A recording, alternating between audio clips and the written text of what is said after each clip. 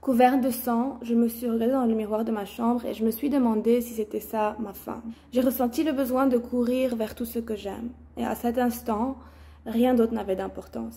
Nous avons tendance à penser que les mauvaises choses n'arrivent qu'aux autres. Mais non.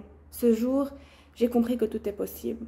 On essaie de s'en remettre, mais on ne s'en remet jamais. J'aime ostensiblement, je ne me retiens plus, je n'attends plus et je n'espère plus. Mais par-dessus tout, j'ai appris à ne plus mettre de point final que des points-virgules. Car finalement, il faut se battre, continuer à vivre et se révolter pour tous ceux qui nous ont quittés.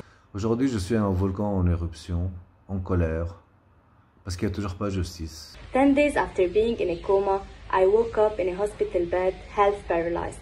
When you see me right now, I look perfectly fine, physically. But mentally, something in me died that day.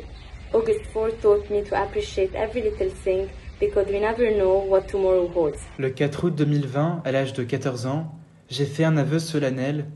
Jamais je n'oublierai, jamais je ne pardonnerai. J'ai alors découvert une force insoupçonnée, celle qui me pousse à écrire et à agir. Je me suis lancé dans la politique et j'ai façonné des poèmes douloureux, des cris de révolte.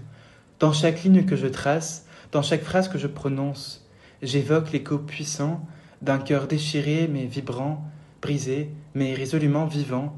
Dépaysé, triste, déraciné, dans un pays qui ne respecte pas les droits de l'homme.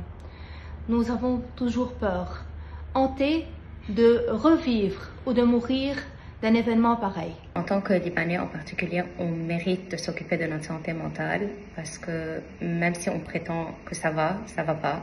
Donc c'était une réalisation pour moi que ma santé mentale vient avant tout et j'espère que c'est de même pour tous les Libanais.